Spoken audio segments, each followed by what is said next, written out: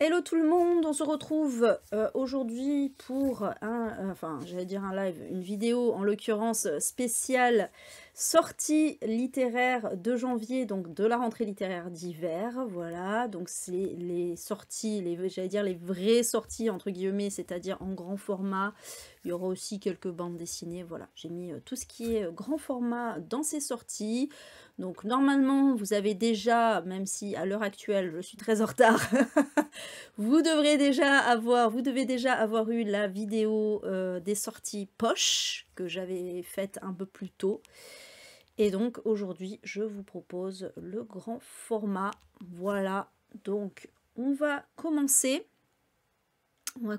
Donc je suis en live actuellement, hein. Hop. Donc, pour janvier, évidemment, comme c'est la rentrée littéraire d'hiver, il y a beaucoup de contemporains. Pour rappel, comme d'habitude, j'ai mis les sorties qui, moi, me faisaient envie. J'ai essayé d'être un petit peu éclectique, on va dire. Et puis, voilà, des sorties éventuellement que je peux vous conseiller aussi. Et puis, qu'est-ce que je voulais vous dire également? Oui, vous allez voir qu'il y a beaucoup, moi ça me fait très très plaisir. Dans les sorties, il y a beaucoup d'œuvres assez engagées et il y a beaucoup de diversité. Et c'est très cool puisque donc cette année 2023 va être beaucoup sous le signe de la diversité géographique, déjà. Et moi, en plus, je sais que, voilà, donc il va y avoir évidemment le challenge Lisons l'Asie, qui cette année sera un peu réduit pour des raisons de que le désintérêt arrive trop vite s'il est trop long, si le challenge est trop long, donc il sera sur 2 mois, juin, juillet, et puis en février, je vous ferai un spécial Afrique aussi, voilà, histoire de diversifier un peu plus. Allez, donc on va attaquer pour les sorties, c'est parti. Le 4 janvier sortira chez Actes Sud Ce qui est enfoui de Julien Freux. Je suis pas sûre de la prononciation, je m'en excuse. Dans ce thriller fantastique, puisqu'on nous explique qu'il va y avoir une portée fantastique. Il y a un côté un petit peu, Stephen King, je trouve. Alors eux, ils comparent ça à Stranger Things, Dark et l'horizon des événements. Je sais pas ce que c'est l'horizon des événements. Ah! Je pense que le titre a été renommé. Je viens de percuter. Je viens de percuter qu'en fait, apparemment, ça s'appelait l'horizon des événements. Ouais, et ils ont changé le titre. Donc c'est inspiré, enfin ça emprunte aux univers des séries Stranger Things et Dark. Donc quel est le synopsis? Ça va se passer donc en 1990. On va suivre des collégiens. Donc ils rentrent en 6e en fait, hein, ils sont vraiment au début du collège.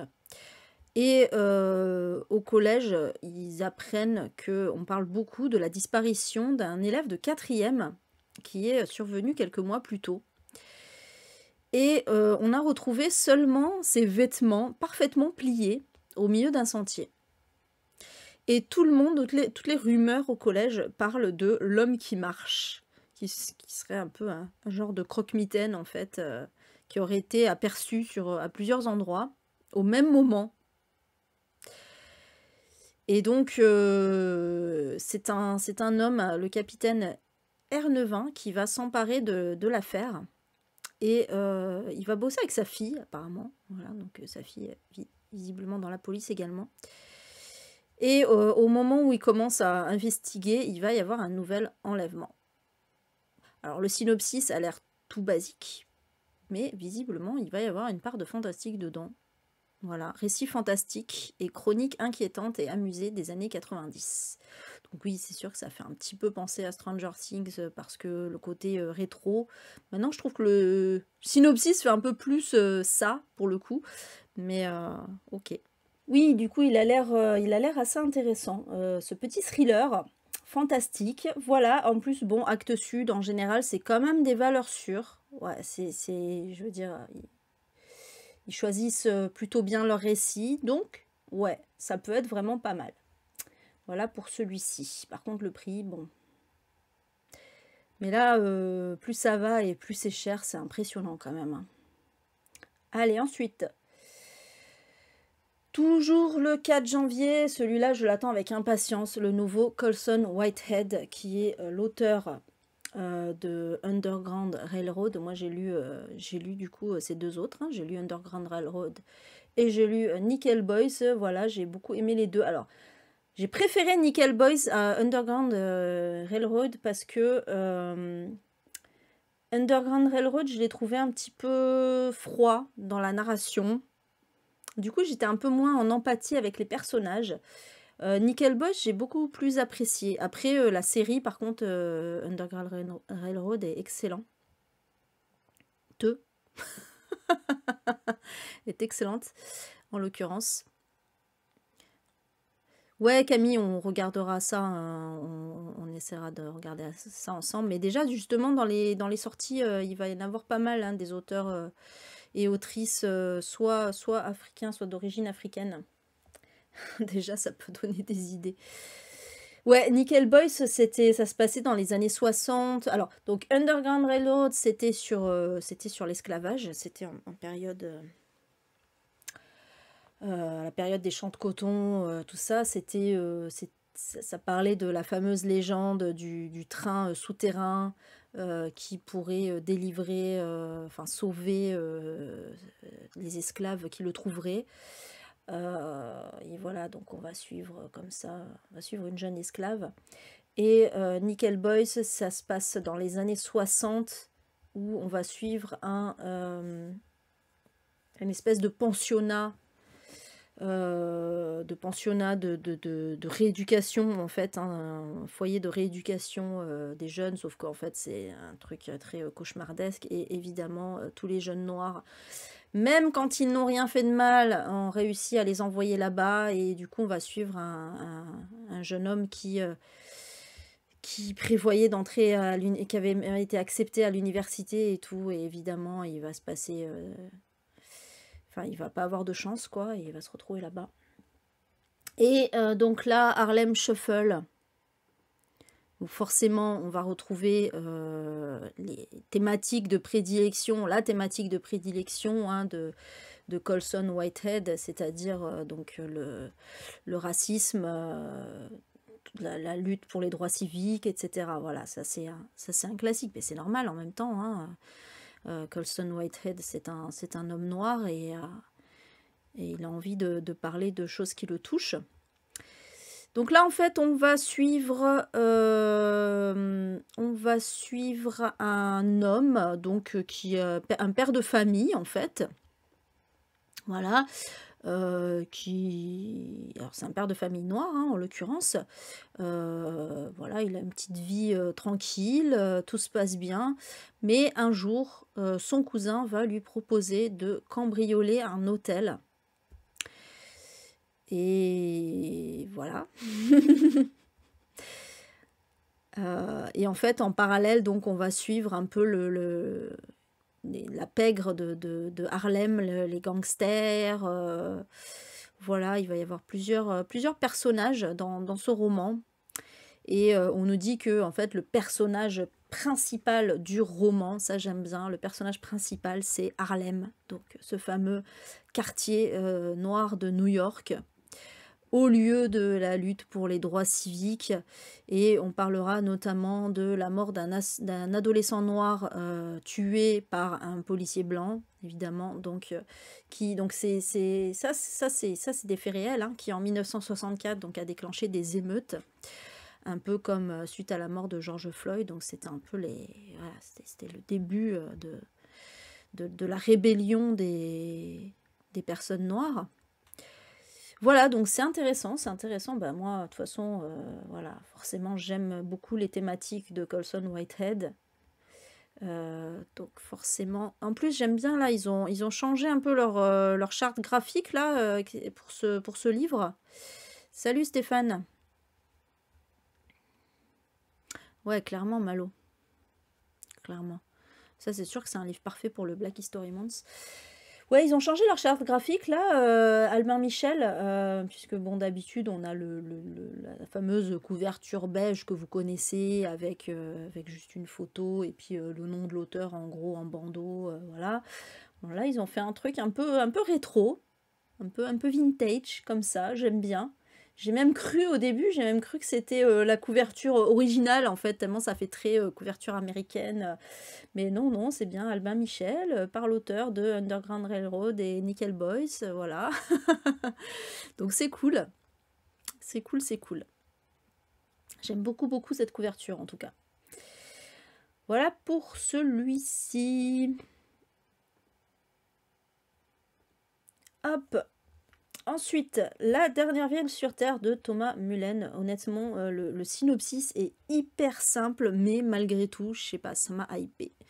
Ça m'a hypé. On va être donc...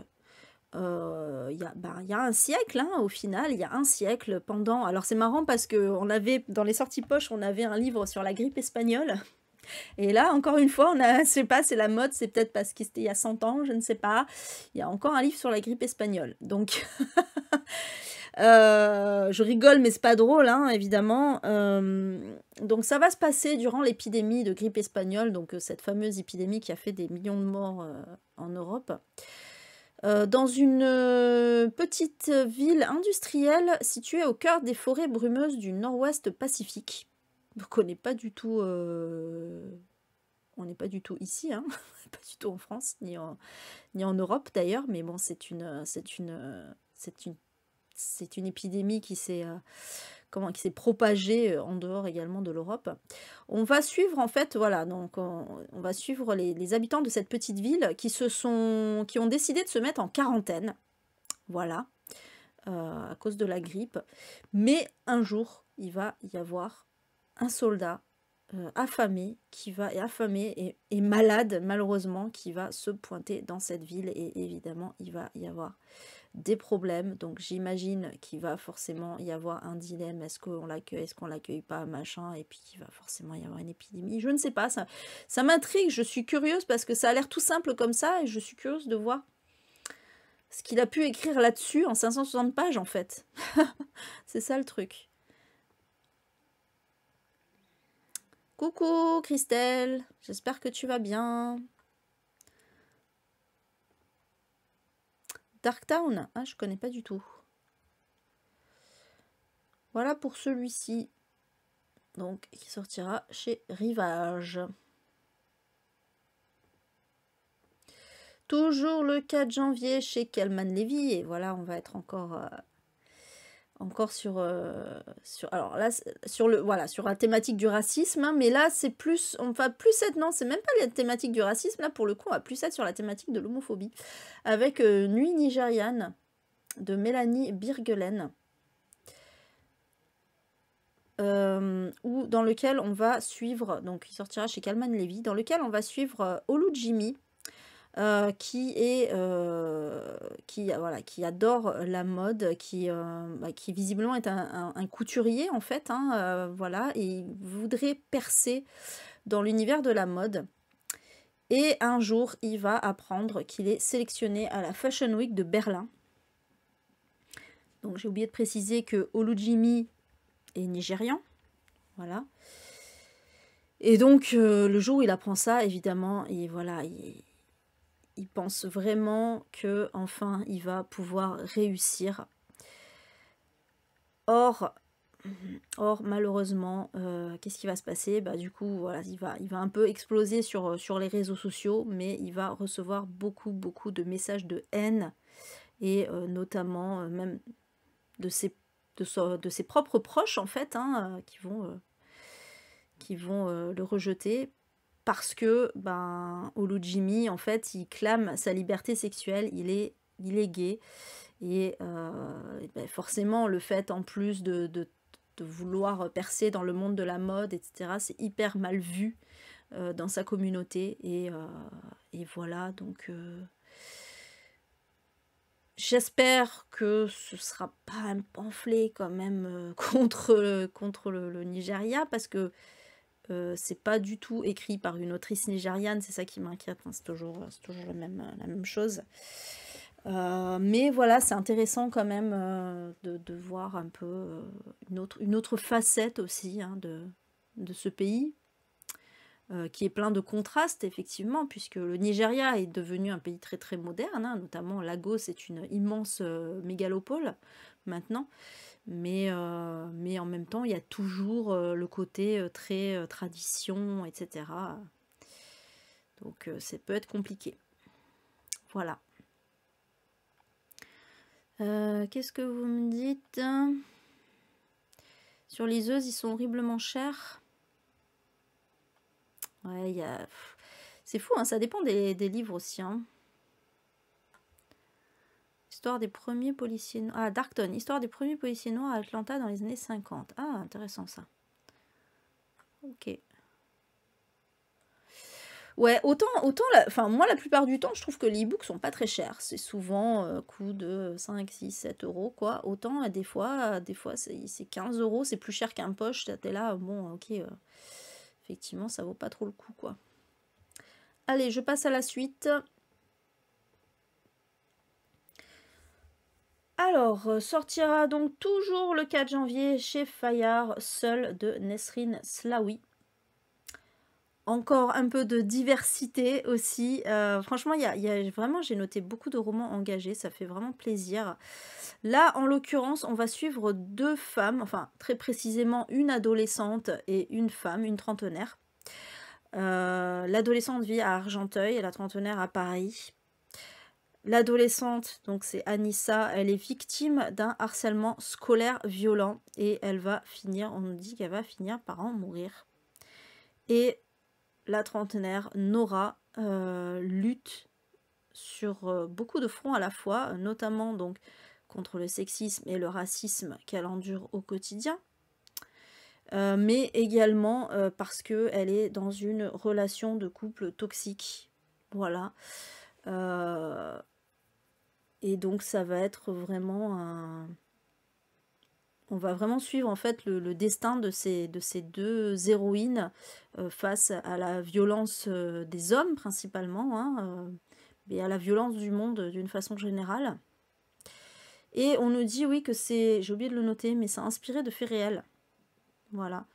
Donc c'est d'autant plus intéressant. On parle aussi de l'addiction aux réseaux sociaux, l'intériorisation des comportements genrés, la légitime défense des femmes en danger de mort, ça c'est super intéressant. Voilà, il y a vraiment des grosses thématiques dans ce roman, qui pourtant est très court. C'est ça qui m'interpelle un peu. Alors, donc c'est ce qui explique le prix, hein, du coup, c'est pas... En général, quand on voit un prix comme ça, c'est un young adulte, c'est pas du tout un young adulte, là, en l'occurrence. Mais c'est tout simplement parce qu'il est assez court. Ça m'angoisse un petit peu le fait qu'il soit aussi court, moi personnellement. J'espère que du coup ça va pas juste effleurer du doigt parce qu'il y a tellement de thématiques abordées. J'ai un peu peur qu'on ait essayé de nous mettre un fourre-tout, genre ah, y a ça, y a ça, y a ça, mais sans en développer vraiment aucune. C'est ça peut être le... Ça peut être un frein pour moi personnellement. Donc je sais pas, j'attendrai de voir s'il y a des retours là-dessus. Ouais, c'est sûr, Stéphane, c'est sûr. Ben, qu'il y ait une certaine profondeur, en tout cas, c'est compliqué quand même. Hein. Il n'y a que nos tombes qui arrivent à bien faire ça, et puis des auteurs japonais aussi. Donc, à voir, à voir. Toujours le 4 janvier, cette couverture est absolument magnifique. Si j'avais ton visage de Francesca. Cette fois, on part en Corée du Sud. Je vous avais dit que c'était très, que c'était très diversifié. Où on va suivre encore des portraits de femmes. Voilà, ben oui, moi ça me plaît. Hein, ça me plaît déjà. Déjà le fait que ce soit asiatique et en plus qu'on suive des femmes, forcément c'était tout à fait pour moi. Et en plus, franchement, cette couverture est trop belle, celui-là. Il y a de grandes chances que je me l'achète, honnêtement. Alors... On va suivre plusieurs femmes. On va suivre plusieurs femmes qui habitent à peu près, qui habitent dans le même immeuble, je crois, si je ne me trompe pas. Il y en a 2 qui sont colocataires notamment. Donc on va suivre Curie.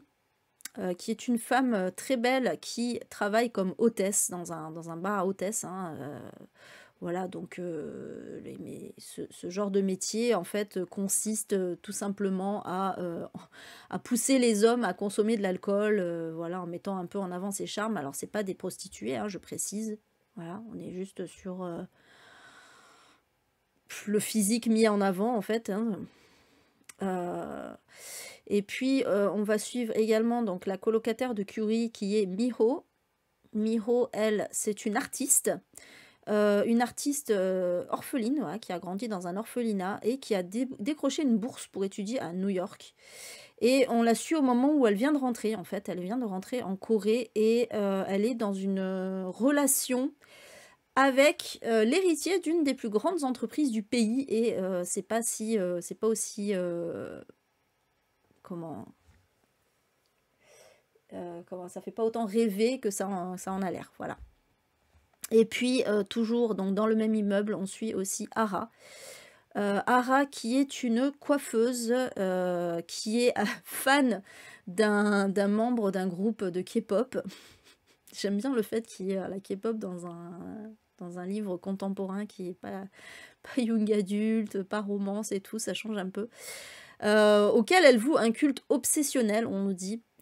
Et on suit aussi sa meilleure amie à Ara, qui économise pour, on n'a pas son nom, qui économise pour s'offrir des opérations de chirurgie plastique.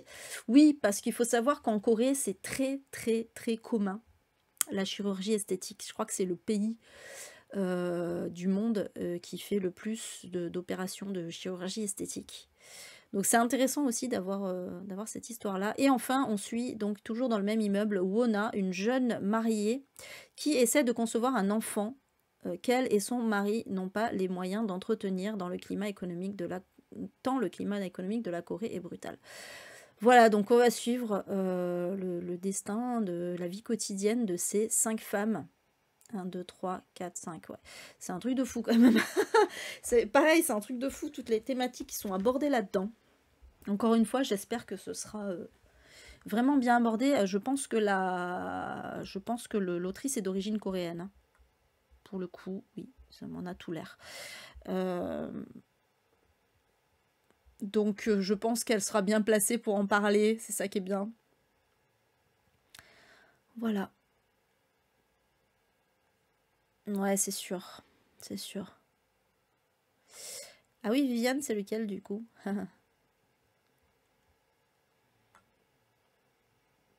La taille du livre importe peu. Après, c'est sûr que tu peux difficilement aborder en profondeur et justesse trop de sujets en peu de pages. Oui, ça c'est sûr. On est bien d'accord. Ouais. Et oui.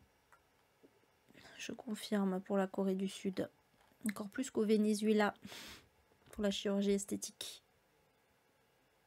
Oui, moi aussi Adeline, mais bon, après... Ah, la femme muette, purée, on me l'a souvent conseillé, celui-là, Viviane. On me l'a souvent conseillé, il faudra vraiment que je le lise, effectivement. Donc voilà pour celui-ci, si j'avais ton visage. Et je pense justement qu'on parle un peu de chirurgie esthétique dans ce titre. Voilà. Ensuite... Alors, les sorties Gallmeister, qui me font toujours très envie. Cela dit, je ne les ai pas toutes mises, hein. Donc, chez Gallmeister, on passe au 5 janvier, pour le coup, sortira Astra de Cedar Bowers, qui est une autrice. Et là, on va encore être... C'est vrai que c'est une thématique assez courante. Je crois que c'était... Qui c'est qui disait que ça l'a saoulé? Je sais pas si c'était pas Cindy Diantre qui disait ça, je me souviens plus. Mais en tout cas, voilà, je sais qu'il y en a que ça saoule. Parce qu'on va encore être sur la thématique de la jeune fille torturée, donc du destin d'une jeune fille torturée qui va avoir une vie à part, tout ça. Voilà, c'est un peu récurrent, surtout chez Gallmeister. Voilà. On a vu Turtle dans My Absolute Darling, on a vu Betty. Plus récemment, on a vu Duchess. Alors là, c'était plus chez Sonatine. Mais voilà, il y en a plein comme ça. Il y en a plein comme ça. des livres sur des jeunes filles qui ont eu une enfance difficile. Ouais, je le lirai, Stéphane, à Mort, Alabama. C'est sûr. C'est vrai, il t'a fait pleurer la femme muette, Viviane. Ah oui, il faut vraiment que je le lise, quoi. Ouais, voilà, c'est ça, Malo. Après, il faut voir comment le thème est traité. Donc là, c'est Astra. Voilà. Astra, qui grandit un peu livrée à elle-même, en fait, dans une ferme isolée de l'ouest du Canada, parce que donc sa mère est morte au moment de la mettre au monde, en la mettant au monde, et son père ne veut absolument pas d'elle, donc en gros, il la laisse se démerder. Et Astra, en fait, elle est assez connue, elle a beaucoup de personnes dans son entourage, sauf que personne n'arrive à la cerner vraiment. Voilà, alors on sait qu'elle a des cicatrices, hein, du fait de son enfance un peu laissée à l'abandon, quoi. Donc on nous dit que pour Kimi, Astra est une petite fille intrépide. Pour Brandon, c'est une adolescente fugueuse. Pour Lorraine, c'est une femme séductrice. Pour Hugo, c'est une mère adorée. Ah, donc en gros, on la suit en fait dans toute sa vie. Et voilà, et on nous dit que au fil des ans, sa vulnérabilité et son magnétisme naturel attirent ceux qui tour à tour veulent la protéger, la contrôler, la changer ou lui échapper. Mais Astra demeure insaisissable. Et est-ce qu'on peut vraiment connaître une personne? Voilà ce qu'on nous dit. Bon, ben écoutez, moi j'avoue que ce genre de truc c'est un peu un bait, hein, pour moi, ça marche, hein, c'est sûr. C'est sûr que c'est sûr, ça me fait envie. Moi j'ai envie de connaître cette femme. Mais c'est toujours pareil, voilà, voir est-ce que ça va être original, je ne sais pas. Oui, par contre, je vous avoue que, excusez-moi, je l'achèterai pas neuf. Honnêtement, 24 balles, non. Même si la couverture est très belle. Je pense que oui, j'attendrai déjà de voir les avis des gens, et puis on verra après, ouais. J'attendrai peut-être le totem aussi, ouais. Ouais, oui, Patricia, je suis d'accord. C'est vrai que si c'est raconté comme ça par les autres, je sais pas si c'est le cas, mais effectivement, on peut penser que ça va être que Astra va être raconté par diverses personnes, en fait. Et ça peut être vachement intéressant, effectivement. Tu as raison. Voilà, pour celui-ci. Toujours le 5 janvier sortira le nouveau Philippe Besson. Ceci n'est pas un fait divers. Philippe Besson, j'ai toujours pas lu. J'en ai un dans ma palle qu'il faut absolument que je lise. Je l'ai mis dans mes 100 livres à lire. C'est Arrête avec tes mensonges.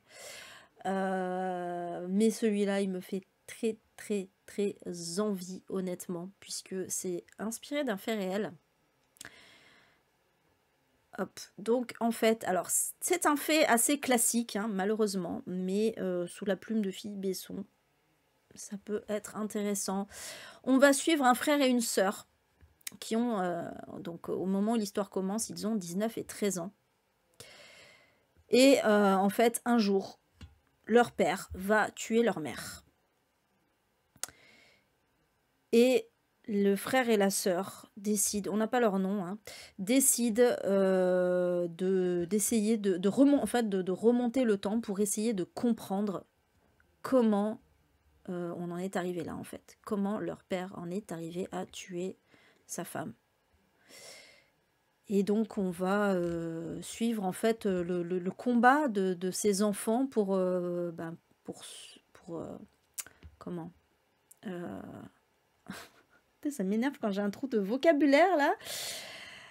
Pour surmonter, voilà, ce deuil en fait, hein, et ce double deuil finalement, puisqu'ils perdent leur mère et ils perdent leur père aussi, hein, finalement. J'aime bien le titre, Ceci n'est pas un fait divers. Ça fait beaucoup écho au combat en fait que portent certaines féministes, notamment Rose Lamy, pour qu'on arrête de parler de faits divers quand on parle de féminicide, clairement. Ce ne sont pas des faits divers, déjà parce que ce n'est pas anecdotique, et aussi parce qu'un fait divers, c'est quelque chose, bon, déjà d'anecdotique, mais aussi quelque chose qui finalement ne va pas entrer dans l'histoire, ne va pas, enfin, certains si, mais surtout n'a pas de message politique en fait. Voilà, c'est un fait divers, il y a eu un drame, il y a eu... voilà. Sauf que les féminicides sont hautement politiques en fait. Sont hautement politiques puisqu'ils témoignent de, encore une fois, hein, de la domination des hommes sur les femmes. Et puis surtout c'est systémique puisque on en a quand même plus d'une centaine par an à chaque fois, donc un tous les 3 jours minimum.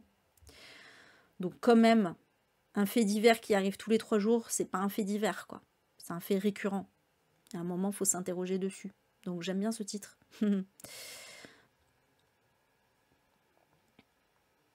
Hop. Oui, la couverture est plutôt jolie.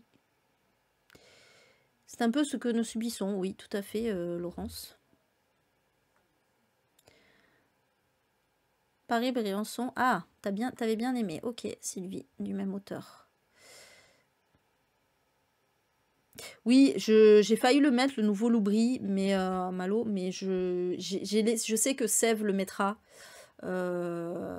J'ai laissé en fait les thrillers les plus... tout ce qui est thrillers les plus connus, en fait, les plus... voilà. Je les ai pas mis. Je les ai pas mis parce que je sais que Sèvres en parlera. Et il y avait tellement de sorties que je me suis dit autant mettre des sorties qu'on verra pas forcément ailleurs. Voilà. J'ai préféré faire un tri comme ça. Mais oui, j'ai failli le mettre, le nouveau Loubry. Et oui, leur 0, ouais, c'est... malheureusement. Coucou Laura. Voilà pour celui-ci qui me tente beaucoup. Toujours le 5 et de nouveau avec Gallmeister sortira Mercy Street de Jennifer High. Alors là, encore un sujet encore engagé, hein, décidément, je vous dis, voilà, il y en avait vraiment beaucoup, et même, et encore, je les ai pas tous mis, hein, tous les romans engagés, j'ai mis ceux dont les thématiques me touchaient le plus, on va dire, mais... Donc là, en fait, on va être à Boston, dans la clinique de Mercy Street, qui est une clinique d'avortement, en fait. Donc voilà, qui offre finalement la possibilité aux femmes de pouvoir avorter sans être jugées, etc. Et on va suivre particulièrement Claudia, qui travaille, alors on ne sait pas ce qu'elle fait comme travail, hein, peut-être infirmière, peut-être médecin, je ne sais pas, mais en tout cas on nous dit qu'elle y travaille depuis des années, et donc elle affronte chaque jour la peur et la détresse des patientes.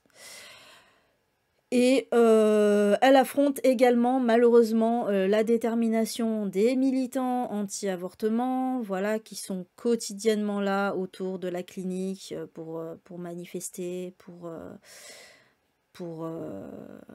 vilipender les patientes, les médecins, etc.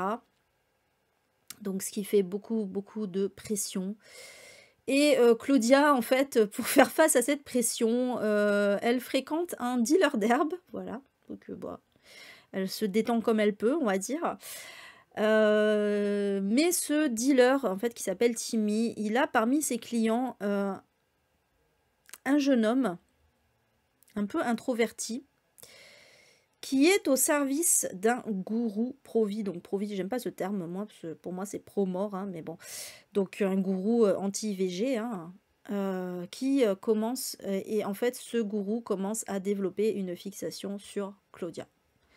Voilà, bon écoutez, c'est presque un thriller au final, hein, honnêtement, c'est presque un thriller. Un genre de thriller, thriller psychologique, hein, complètement. Bon voilà, moi on me dit avortement, militant, etc. Ça m'intéresse beaucoup, et puis en plus oui, le côté thriller psychologique, le côté secte un peu aussi, voilà, c'est des thématiques vraiment qui me parlent. Alors 25 €, voilà, mais pareil, j'attendrai les avis des gens, mais ouais, celui-là, pour le coup, il me hype beaucoup, vraiment. Je regarde. Ok. Laura, t'as gardé des sous sur ta carte pour le loubri. Sur ta carte cadeau, je veux dire. Ok. Je comprends, je comprends. Oui, Sylvie, moi aussi, je l'ai dans ma palle. Arrête avec tes mensonges de Philippe Besson. Livre de martyrs américain et le dernier Douglas Kennedy. Ah oui, pour l'avortement. Oui, oui, oui. Ouais. Voilà pour celui-ci. On passe au 6 janvier. Et bon, celui-là, même si la thématique me hype pas spécialement, j'étais obligée de le mettre parce que c'est The sortie de chez Piquier. Et comme il n'y en a pas beaucoup des sorties Piquier, on va pas se mentir, j'aime autant la mettre quand même. Donc c'est 1000 ans pour aimer de Mayumi Inaba. Et en fait, on va suivre une femme qui s'appelle Sawa. Donc ça se passe au Japon, hein, évidemment. Et Sawa est une teinturière. Elle concocte des teintures naturelles à base de feuilles, de branches, de fleurs et de racines. Et en fait, ce qu'elle aime, c'est créer des nouvelles couleurs de plus en plus surprenantes. Et son but ultime, en fait, c'est d'atteindre la teinte invisible. Voilà. Et en fait, en se donnant comme ça à fond dans ce but, elle espère en fait surmonter son deuil puisqu'elle a perdu son mari. Voilà. Donc le synopsis c'est juste ça, donc c'est très simple. J'avoue que oui, c'est pas le truc qui me hype, mais en même temps c'est piqué, c'est japonais. Moi, ça m'intrigue quand même. Ça m'intrigue quand même voilà, cette obsession-là de la teinte invisible. À voir, franchement, à voir. À voir, à voir. C'est quand même assez intéressant. Voilà, pour celui-ci. Ah, c'est piqué quand même. Hein. Y a pas à dire. Hein. Même avec un truc un peu simple, ça peut vraiment être pas mal du tout. Ensuite... Alors, je vous l'avais dit. Hein. En plus, là, on a vraiment beaucoup de Lison Lazie. Donc, toujours le 6 janvier, aux éditions Anne Carrière, sortira Une chance amère de Alice Dumas-Cole. Et Alice Dumas-Cole, en fait, elle va nous livrer un récit plutôt autobiographique. Ou du moins biographique, mais de sa famille, en fait. Donc, dans ce roman, on suit Loquier, qui est une vieille femme qui habite à Créteil, dans un petit T2, et sa petite fille Alice, donc vous aurez reconnu, j'allais dire l'héroïne, l'autrice. Sa petite fille Alice lui rend visite après l'école.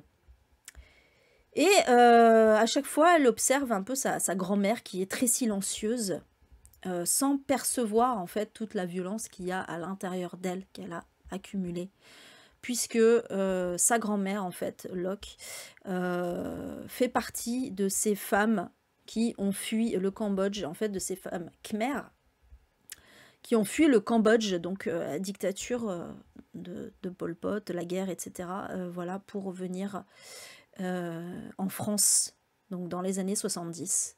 Et Alice, en fait, va nous livrer donc le récit de sa famille, comme ça. Qu'est-ce qui s'est passé, etc. Comment elles ont décidé, puisque, a priori, on ne suit que des femmes, hein, comment elles ont décidé de fuir. Enfin, elles ont décidé, en même temps, elles n'avaient peut-être pas trop le choix, mais pourquoi elles ont décidé de venir en France. Et comment elles ont été accueillies, surtout. Donc c'est intéressant, puisque c'est pas forcément, effectivement, des nationalités qu'on suit, hein, dont on connaît les histoires. Donc voilà, moi j'aime bien. J'aime bien. On nous dit que l'autrice nous offre une véritable photographie de la psychologie tourmentée de ces réfugiés sud-asiatiques qui ont choisi la France comme pays d'accueil. Voilà. Why not? Tenez, il y a une... J'allais dire, il y a une tour Eiffel sur la couverture, mais bon, c'est trop tard parce que du coup, ça sort qu'en janvier. C'est ballot. Voilà pour celui-ci. sur les Khmers. Allez. Alors, on passe au 11 janvier, sortira chez Grasset Assemblage de Natasha Brown. Et celui-là, j'ai mis parce que il me paraît assez intéressant. Alors, aussi, on est aussi un peu sur le racisme. Hein. Mais j'aime bien l'originalité de l'angle de vue. Voilà. Puisque dans Assemblage, en fait, on suit une femme. Alors, est-ce qu'on a son prénom ? On ne dit pas son prénom. C'est étrange quand on ne dit pas les prénoms des personnages, en fait. Comme si c'était un peu anonyme. En fait, on suit donc une héroïne en Angleterre qui est une femme noire qui a visiblement épousé un homme blanc assez riche et en fait qui est vraiment entrée dans les cases finalement. Voilà, elle a coché toutes les cases du bonheur tel qu'on peut se l'imaginer en fait, c'est-à-dire voilà, t'as épousé un homme riche, tu t'as acheté un appartement, parce que là c'est ça en plus on me dit. Non, elle n'a pas épousé, pardon. Excusez-moi, attendez. J'ai dit une bêtise. Elle a un petit ami riche, mais elle aussi, elle s'est faite toute seule, en fait. Parce que voilà, elle a acheté un appartement, elle a acheté des œuvres d'art. Mais en fait, tout ça pour rentrer dans les codes que la société un peu lui a imposés. Voilà, parce c'est une étudiante, elle a étudié, alors j'aime bien, on me dit étudier à Oxbridge, qui est en fait un mix entre Oxford et Cambridge, les deux plus grosses universités anglaises. Je pense que voilà, c'est pour dire qu'elle a fait des hautes études, débuté une carrière, etc. Et en fait, un jour, cette femme va assister donc à une somptueuse garden party qui est donnée par son petit ami, voilà, au cœur de la campagne anglaise. Et en fait, pendant cette garden party, elle va prendre le temps d'examiner un peu les facettes de la personnalité de son petit ami. Parce que, voilà, elle se dit, ouais, quand même, depuis, ça fait des années que finalement, je baisse les yeux tout le temps, en fait. Je fais ce qu'on me dit de faire et jamais je me rebelle. Et est-ce que ce petit ami, il est vraiment bien pour moi ? Et est-ce que finalement, je ne devrais pas recommencer toute ma vie ? Voilà. Donc, c'est vraiment le propos du livre. Donc, en gros, voilà, le propos, c'est est-ce que finalement, il faut absolument rentrer dans les cases et se soumettre à tout plutôt que d'être libre, quoi. C'est intéressant. C'est intéressant. Et la couve est assez classe, ouais, j'aime bien. J'aime bien, j'aime bien. Voilà pour celui-ci. Moi, je suis assez curieuse, personnellement. Toujours le 11 janvier, celui-là je l'ai déjà lu en vrai, mais je vous le mets quand même parce que j'avais adoré. I Was Born for This de Alice Oseman. Donc Alice Oseman, c'est la fameuse autrice de Heartstopper, donc cette bande dessinée qui a eu un succès monstre, qui a été adaptée sur Netflix, etc. Et en fait, en ce moment, ils sont en train de ressortir tous les livres d'Alice Oseman. D'ailleurs, par exemple, ils vont rééditer, je ne l'ai pas mis parce que du coup c'est une réédition, mais ils vont rééditer Silence Radio de la même autrice avec cette même charte graphique. Ils ont réédité, c'était quoi ? Solitaire. Ils ont sorti. Du coup, en fait, voilà, soit ils rééditent, soit ils traduisent. Voilà, donc ils avaient traduit Loveless je crois, il y a 1 an. Voilà, donc il y a 1 an, ils avaient traduit Loveless, ils ont réédité Solitaire, et là, donc ils traduisent I Was Born for This et ils rééditent Silence Radio dans le même temps.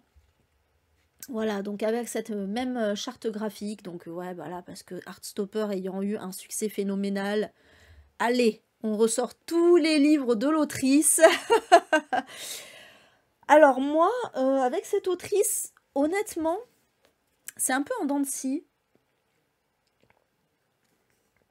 Parce que autant j'aime les thèmes qu'elle aborde, autant je trouve ça parfois un peu trop presque enfantin en fait. Je trouve ça trop jeunesse. Alors pourtant c'est young adulte, hein, c'est pas jeunesse, mais je sais pas. J'ai un peu du mal, c'est un peu trop gentillé pour moi, voilà. Cela dit, celui-là, il était vraiment différent. Celui-là, il est vraiment différent par rapport au... Ouais, franchement, ouais. Celui-là, il était pas très... Pour le coup, beaucoup moins gentil. I Was Born for This. En fait, dans cette histoire... Donc moi, je l'ai lu en VO. Je l'avais acheté en VO à... On a une librairie VO assez un peu féministe à Montpellier. Et je l'avais acheté là-bas. Et du coup, je l'ai lu... Bah, en plus, je l'ai lu cette année. Hein. Je l'avais lu en LC avec Lucas. Donc en fait, dans ce roman, on suit Angel Raimi. Alors, Angel, c'est pas son vrai prénom, en fait, je crois que c'est Fereshti. Ouais, c'est Fereshti.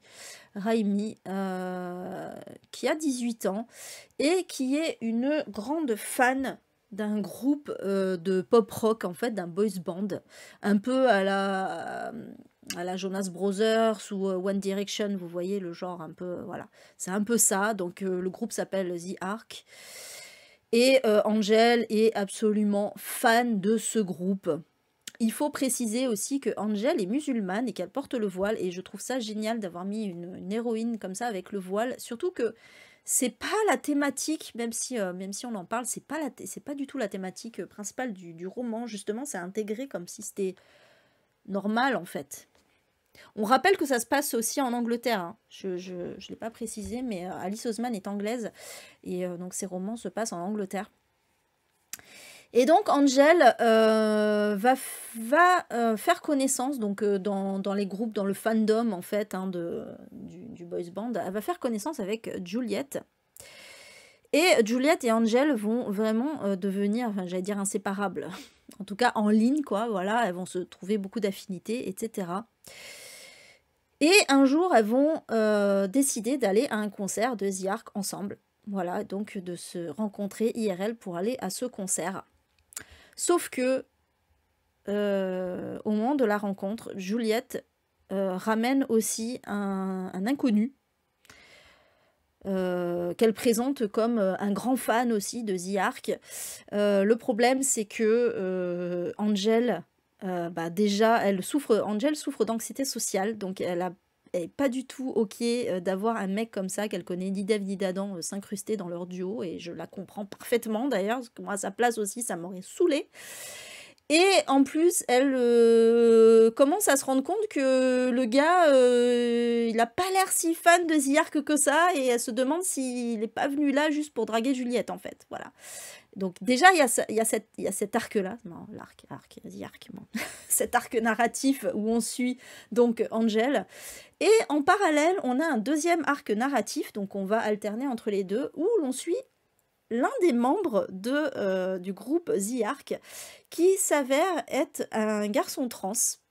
Et ça, encore une fois, c'est aussi super intéressant puisque, pareil, tout ne va pas tourner autour de sa transidentité. En fait, ce qui va être important dans l'histoire, c'est surtout que, donc il s'appelle Jimmy, surtout que Jimmy, en fait, il commence à en avoir marre de la célébrité. S'il en a marre d'avoir 40 milliards de filles qui prétendent être amoureuses de lui, etc., alors que personne ne le connaît au fond.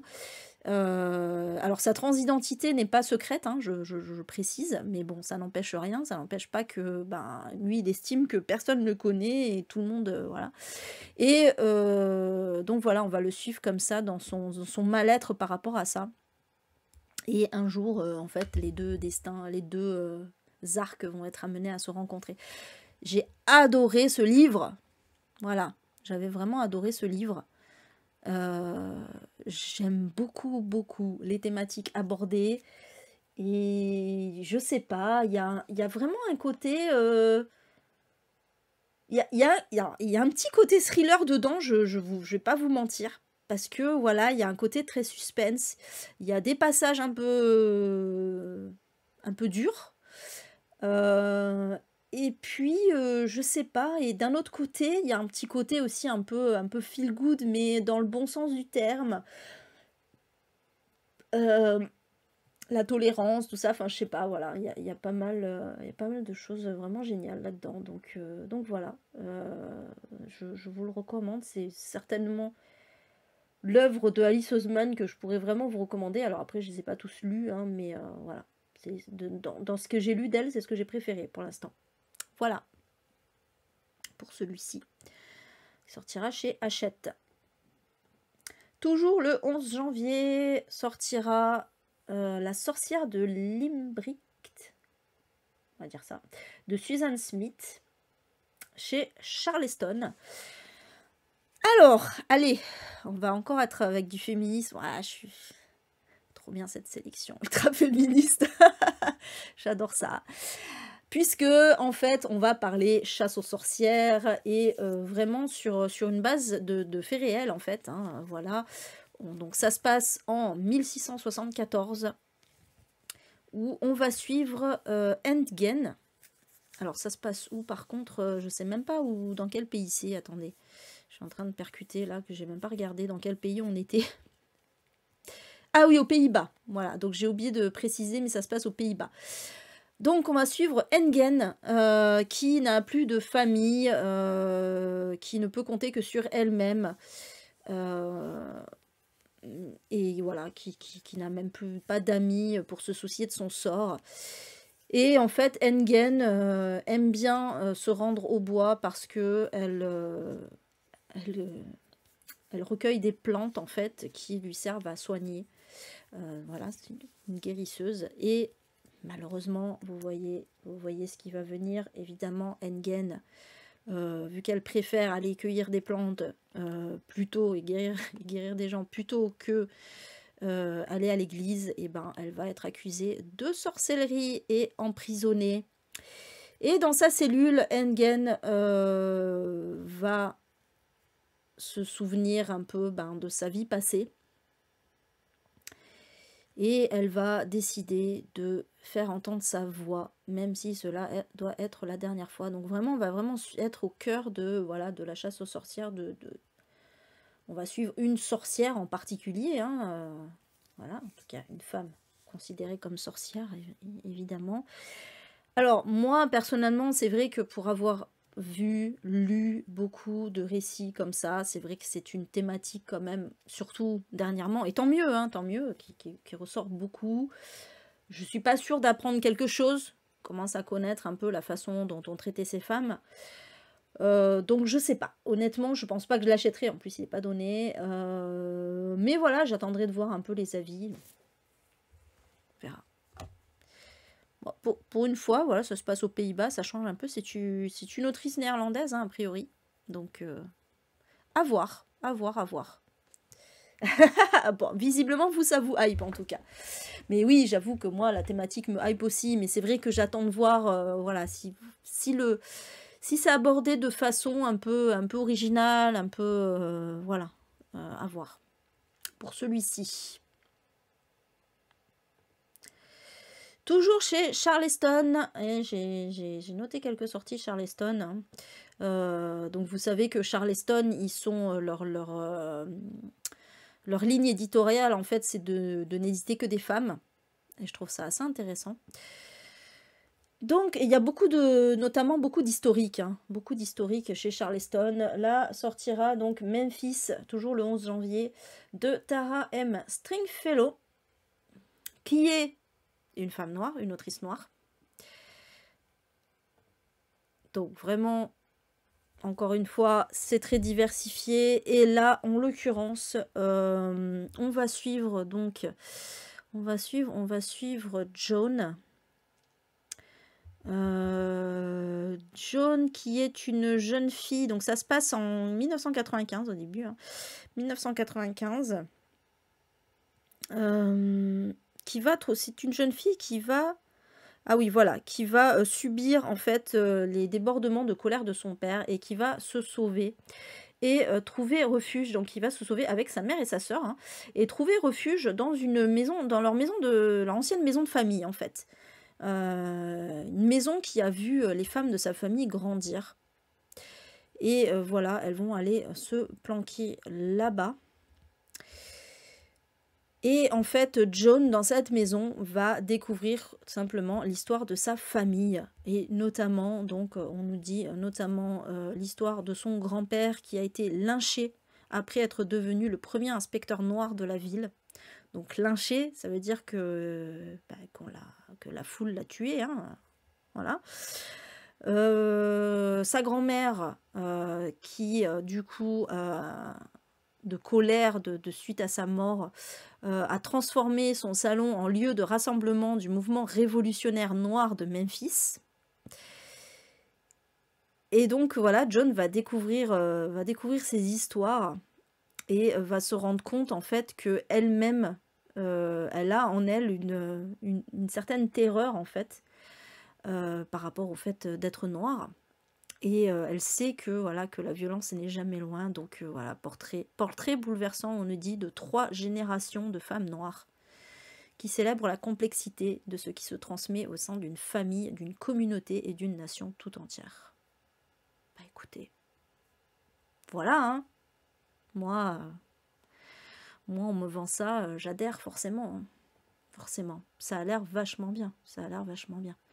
Ouais, c'est vrai, hein, c'est une très belle couverture là chez Charleston. J'aime beaucoup hein, les couvertures de Charleston aussi, ouais. Exactement ça, Malo, tout à fait. Tout à fait, c'est exactement ça, Charleston. Passé, présent avec un focus historique. Tout à fait. Donc voilà, du coup, ouais, je me suis dit que celui-ci, ouais, pour le coup, je me tente vraiment beaucoup, beaucoup. Coucou, c'est la Eva du montage. Je me suis rendu compte que j'avais oublié deux sorties très très importantes pour moi. Voilà, c'est 2 romans que j'attends beaucoup beaucoup. Et donc pour commencer, Louise May, forcément le nouveau Louise May, j'étais obligée de le mettre, je sais pas pourquoi, j'y ai plus pensé. J'y ai plus pensé quand j'ai fait le tri dans mes sorties, tout ça. Mais voilà, je m'en suis rendu compte après, je me suis dit, bon, il sera pas sur Twitch, mais au moins il sera sur YouTube. Voilà, si vous regardez cette vidéo après coup. Il s'agit donc de Petite Salle qui sortira le 11 janvier aux éditions Le Masque. Dans ce roman, on va suivre Catherine. Catherine qui est pauvre. Catherine qui, aux yeux des gens, a l'air sale, qui parle pas beaucoup, elle n'aime pas qu'on la regarde. Voilà, parce qu'elle veut pas qu'on sache qu'elle a des problèmes, ou du moins qu'on s'imagine qu'elle a des problèmes. Catherine travaille dans un grand domaine, en fait, qui appartient à un homme qui est très riche, mais qui ne parle pas beaucoup non plus. Par contre, il est très souvent en colère. Et surtout, voilà, il a une grande fortune. Mais un jour, la petite fille de cet homme, sa petite fille de 4 ans, disparaît. Donc ça se passe dans les années 60, c'est vrai, j'ai oublié de le préciser. Et donc le grand-père est du coup dans une détresse, dans une grande détresse. Et donc la police et les gendarmes viennent interroger donc un peu tout le monde. D'autant plus que une demande de rançon arrive, et donc là le souci c'est que tout le monde, tout le village où habite cet homme va se taire parce que personne ne veut avoir d'ennui, donc personne ne va témoigner au risque, voilà, de passer pour suspect. Et voilà, on va suivre un peu comme ça ces personnes hein, qui sont plutôt pauvres, en confrontation avec cet homme riche qui vient de perdre quelque chose d'inestimable. Voilà, donc j'ai très très hâte de le lire, puisque moi j'adore Louise May. Louise May, elle est très, comment dire, elle n'est pas très prolifique au niveau des livres, mais au moins quand elle en sort un, c'est qualitatif. Donc j'ai très très hâte de lire ça. Et le second que j'ai oublié, toujours le 11 janvier, c'est Pourquoi tu pleures d'Amélie Antoine. Voilà, alors pareil, Amélie Antoine, c'est une autrice que j'aime beaucoup. Alors, j'étais moins hypée par ses derniers livres parce que on était moins dans quelque chose de noir, un peu plus dans du feel good. Et là, elle revient avec un roman noir. Donc, j'ai très hâte de le lire. J'avais eu un gros coup de cœur, notamment pour Raison obscure, parce qu'il y avait des thématiques soulevées qui me touchaient beaucoup. Et ici, encore, on va avoir, je pense, une thématique importante. J'ai dit je pense parce que je préfère ne rien dire. Il y a des bruits qui courent, on va dire, mais je crois que l'autrice ne veut pas qu'on dévoile la thématique. C'est pareil pour Raison Obscure. Parce que c'est un genre de twist un peu dans l'histoire. Donc je vais rester un petit peu je vais rester un peu succincte là-dessus. Donc ça va... on va suivre en fait un couple, ou très précisément une femme, dont le mari ou le compagnon, non le mari a disparu, mais il s'est pas contenté de disparaître, il a visiblement emporté leur bébé avec lui. Je dis bien visiblement, puisque bon, les deux ont disparu en même temps, donc voilà. Mais on ne sait pas, et donc la femme, dont on ne sait pas le prénom, la femme, et du coup, n'arrête pas d'appeler son mari sans cesse, et de tourner en rond, et de ne pas savoir quoi faire, et j'ai oublié de vous dire que ça sortirait donc aux éditions Le Muscadier. Voilà. Du coup, voilà, j'étais obligée de le rajouter en post-production, on va dire. Voilà, au moins vous avez 2 petites exclus comme ça sur YouTube. Oui, je suis comme ça, voilà. Voilà pour la Eva du montage. Toujours le 11 janvier, on change un petit peu de style avec un fantasy young adulte, mais hein, quand même peut-être un petit soupçon de féminisme quand même. À voir. En tout cas, moi, en plus, je l'ai noté aussi parce que c'est une autrice asiatique. Voilà. Il fallait que... voilà. C'est bien parce que ça fait un peu de diversité des genres aussi, hein, dans Lisons l'Asie. Donc voilà, avec un petit roman fantasy. Donc, dans ce roman... Alors, en plus, c'est un one-shot, je crois. Je pense que c'est... Après, je sais pas, il n'y a pas écrit tome 1, mais après, ça veut rien dire. Hein. Des fois, il n'y a pas écrit tome 1, et puis finalement, il y a des tomes 2. La couverture est superbe, avec ses poissons, là, et tout, j'adore. C'est très, très beau. Donc, on va suivre Ning. Ning qui a perdu sa mère, et en fait, qui se sent coupable de sa mort. Elle est persuadée d'être responsable de sa mort, parce que, sans le savoir, elle lui a administré un poison qui était en fait un thé venimeux. Voilà, donc voilà, c'est elle qui lui a donné le thé, et en fait il y a eu le poison dedans, et donc pour elle c'est elle qui est responsable, mais bon, évidemment on ne sait pas d'où ça vient. Et a priori sa sœur Chou en aurait bu elle aussi, et risquerait donc de mourir. Donc Ning veut absolument sauver sa sœur, et pour ça elle va devoir, alors pourquoi, par quel truchement, je ne sais pas, mais bon, c'est ce que nous dit le synopsis. Pour sauver sa sœur, elle va devoir participer à une compétition qui s'organise pour trouver le plus grand maître du Shenongshi. Alors le Shenongshi, c'est une magie ancestrale, donc dans le livre c'est une magie ancestrale de l'art de la préparation du thé. Et elle va devoir donc se rendre à la cité impériale, donc je ne sais pas si c'est dans un monde imaginaire ou si ça se passe en Chine. Mais voilà, elle va devoir se rendre dans la cité impériale pour participer au concours. Sachant que... Ah voilà, c'est pour ça. Je suis bête. Je l'ai lu, hein, pourtant, le synopsis, mais bon, avec les 30 livres, je ne pouvais pas tout retenir non plus. Voilà, donc en fait, comment elle peut sauver sa sœur? Parce que le gagnant de ce concours recevra une faveur de la princesse, et donc... J'imagine qu'elle va pouvoir lui demander un médecin, voilà, qui aurait ou un antidote ou quelque chose comme ça pour sauver sa sœur, quoi, je suppose. Sauf que, ben évidemment, donc on va suivre ce fameux concours qui est plein de machinations, de manipulations, de trahisons, etc. Ah, ça va être trop bien ça. Ça va être bien ça. J'adore ce genre de truc. J'adore ce genre de truc. Voilà. Ah purée, un peu à la Hunger Games, mais façon préparation de poison. Bisous Viviane. Non? Ah non, c'est bisous Laurence, pardon. Putain, je vais y arriver. Excusez-moi, c'est Laurence qui s'en va. Je crois que c'était Viviane. Bisous Laurence. Bonne nuit. Et bisous Malo aussi. Bisous les filles. Bonne nuit, merci d'être venues. Donc voilà, ouais. T'inquiète Viviane, je me suis trompée. C'est parce que j'ai vu Bonne Nuit Viviane, en fait, et voilà. Allez, sur ce, la suite. La suite. Donc ça sortira aux éditions Stardust. Voilà, pour la petite précision. J'ai même pas dit le titre. Donc c'est Une magie teintée de poison de Judy E. Lin. Voilà. On passe au 12 janvier, et celui-là, je vous en avais déjà parlé. Sortira chez De Saxus As de pique de Farida Abike Iyimide. Alors, encore sur la thématique du racisme, oui. Donc là, on va être dans un thriller young adulte. C'est bien, ça change un petit peu.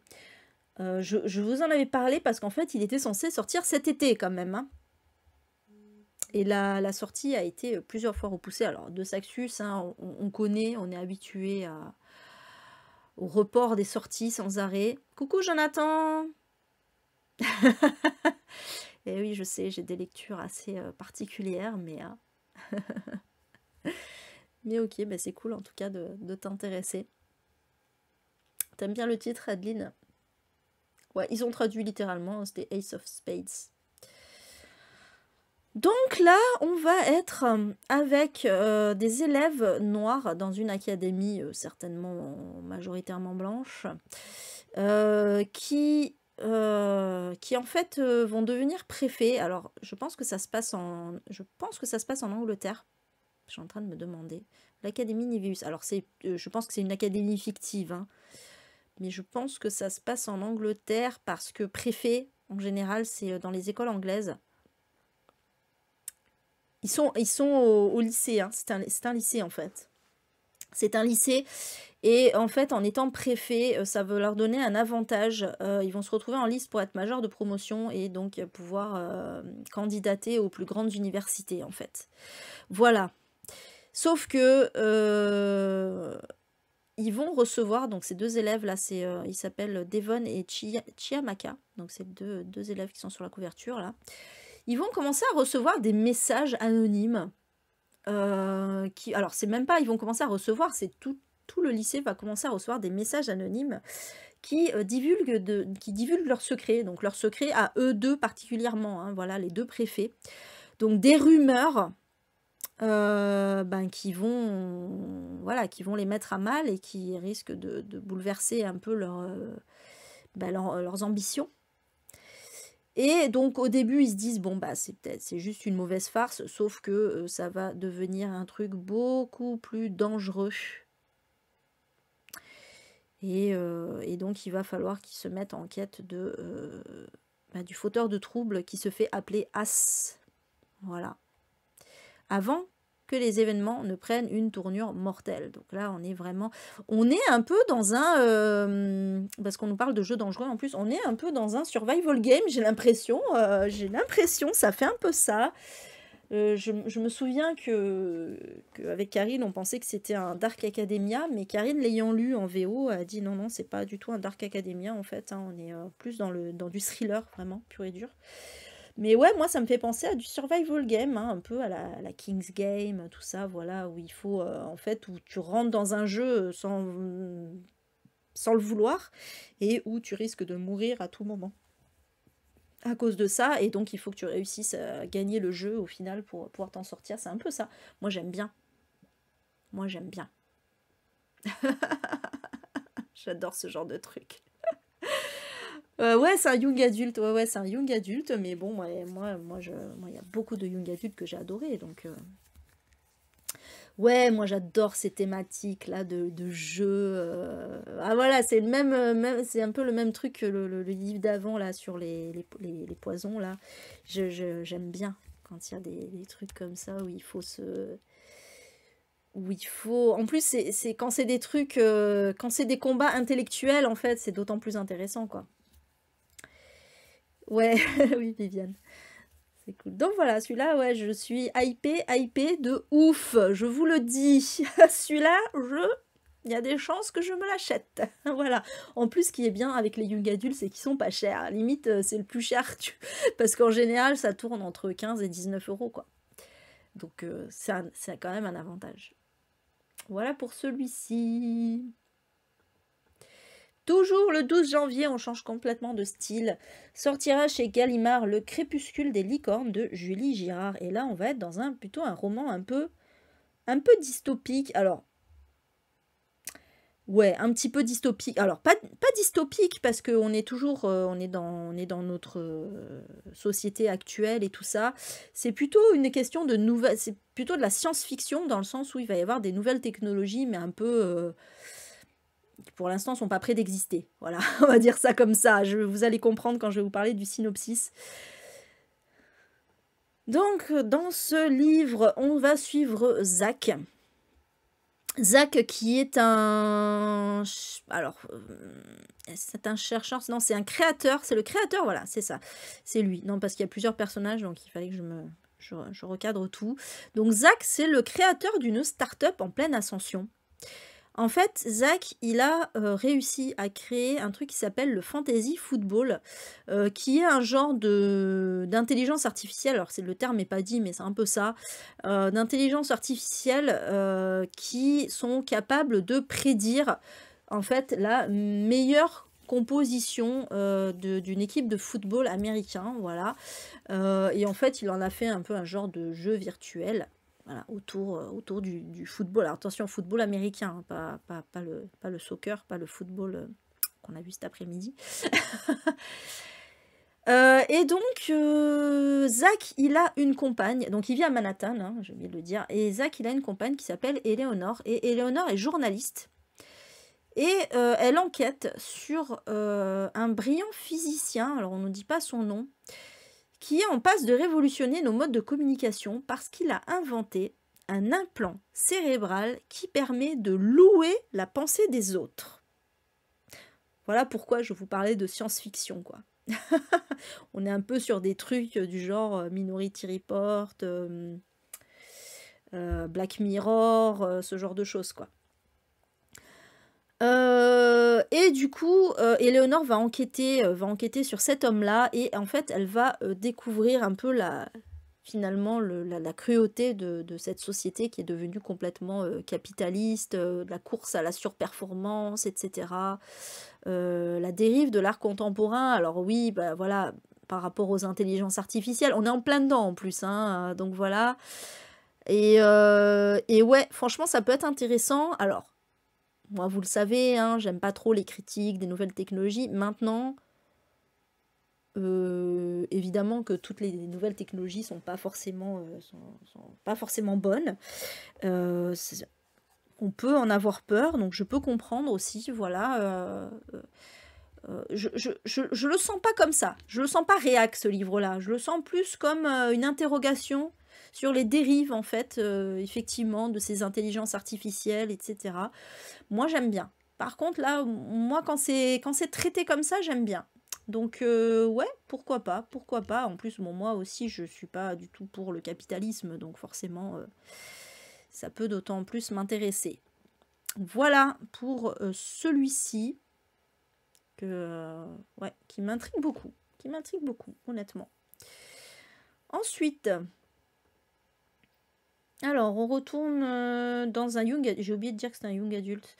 On retourne dans un young adulte avec Sillage de Joanne Richoux. Il s'agit de la réécriture d'un classique de la littérature. Alors, ça va sortir chez... J'ai oublié de préciser, hein, ça sort chez PKJ. 14 €, c'est pas très cher pour le coup, là. Et en fait, si je vous dis donc les mots-clés là que j'ai écrits, je pense que vous allez deviner de quel classique c'est la réécriture. Donc Paris, parfumerie, odeur. Alors noir et blanc, ça c'est un truc un peu à part, mais sens, amour, obsession. Voilà. Qu'est-ce que ça vous... À quoi ça vous fait penser? Moi, je trouve ça intéressant d'avoir une réécriture de ce roman que j'ai forcément adoré. Enfin, forcément. Non, vous en savez rien, mais en tout cas, moi, j'ai adoré. Et du coup, ouais, je suis assez curieuse, même si, bon, c'est une version young adulte, mais pourquoi pas. Voilà, Barbara, c'est bien, tu suis. Oui, voilà, les filles, c'est ça, le parfum. C'est une réécriture du parfum de Patrick Suskind. Donc, le synopsis, en fait, on suit Jade. qui a 19 ans et qui vient d'aménager à Paris pour réaliser son rêve qui est de travailler en parfumerie. Elle vient de Bretagne et donc elle va découvrir bah oui, la vie d'adulte, la capitale, voilà, ses dangers, etc. Mais aussi toutes ces odeurs. Et pendant une soirée, elle va tomber amoureuse de... Ça va vite, hein, mais bon. Elle va en tout cas tomber sous le charme, on va dire, plutôt qu'amoureuse de Victor.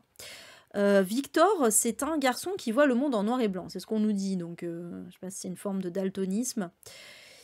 Et voilà, entre les deux, c'est un peu le coup de foudre. Et en fait, Jade va...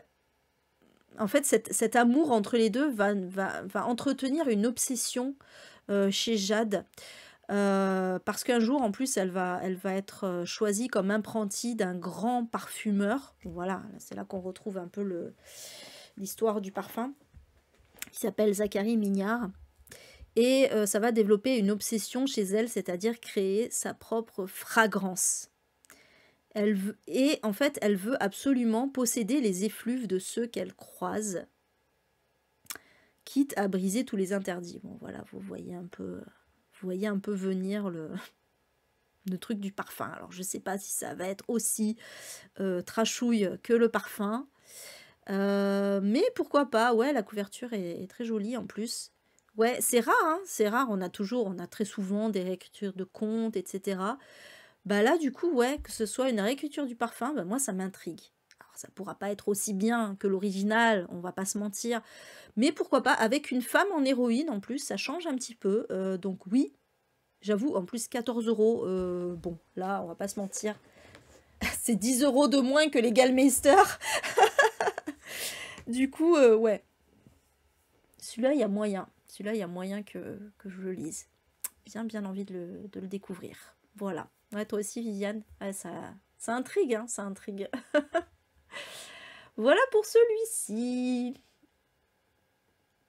Toujours le 12 janvier, aux éditions Les Arènes, sortira 6 versions, sous-titrées Les Orphelins du Mont Skarklo de Matt Wesolowski. Désolée pour la... Désolée pour la prononciation. Et donc là, en fait, moi, ce qui m'a intriguée, c'est que on nous dit finalement, on nous dit, voilà, moi, j'avoue que je me suis fait avoir par cette phrase. Avec 6 versions, Matt Wesolowski renouvelle le genre du thriller par un dispositif génial. Entre hyper réalisme et fantastique, il joue avec nos nerfs. Chacun se prend pour un détective jusqu'au dénouement final époustouflant. J'avoue, je me suis fait avoir par ça.